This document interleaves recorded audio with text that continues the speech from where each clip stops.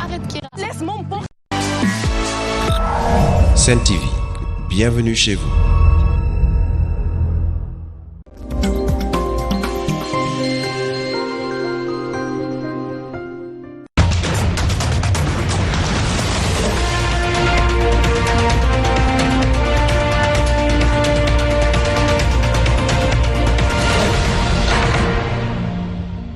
Bonsoir à tous et bienvenue à cette édition du soir.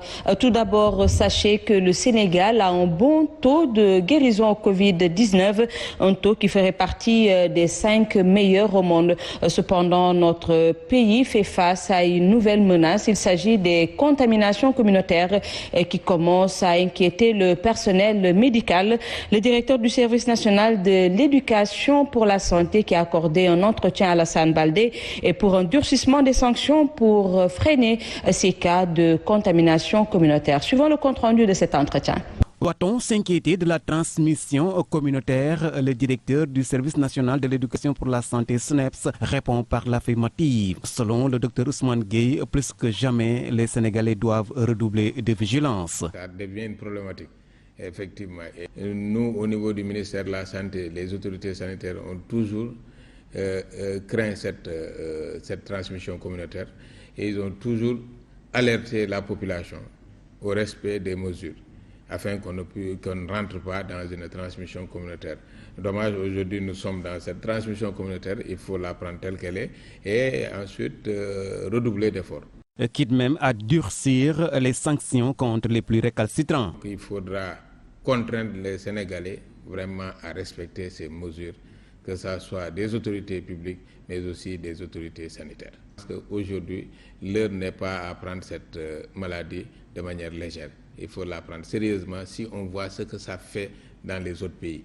De mettre des mesures draconiennes pour effectivement venir à bout de cette pandémie. Avec une quinzaine de cas communautaires enregistrés depuis le début de la pandémie au Sénégal, le docteur Ousmane Gueye alerte au risque de voir la situation prendre une tournure peu souhaitable. À cause de la propagation du Covid-19, le maire des HLM a décidé de fermer le célèbre marché des HLM du 4 au 12 avril. Une décision que dénoncent certaines personnes qui menaient des activités. La durée de la fermeture est très longue, disent-elles. Elles se sont prononcées dans ce micro-trottoir réalisé par Adiratou Aïcheninga. C'est dans le marché qu'on cherche la dépense quotidienne et que personne ne travaille. Donc vous voyez que c'est un peu difficile. D'autant plus que chaque matin tu es dans le marché de 9h jusqu'à 19h. Et par rapport à ça, tu es à la maison toute une journée, 1 mois, 15 jours.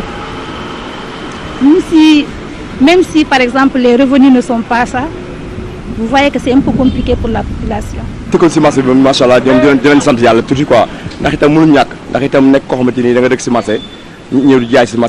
nous épargne de la maladie, mais ça joue sur l'économie aussi, parce que les gens vraiment en souffrent. Ça n'a rien, parce que tu as formé cette marché-là, il n'y a personne qui rentre, il n'y a personne qui sort. Mais les maladies là, c'est lui qui habite dedans, parce qu'il n'y a pas de pompe, il faut qu'on pompe. Quand il pompe, après, laisse-nous, on travaille. Même si, par exemple, les revenus ne sont pas ça, vous voyez que c'est un peu compliqué pour la population. L'Association des consommateurs du Sénégal réagit à la décision du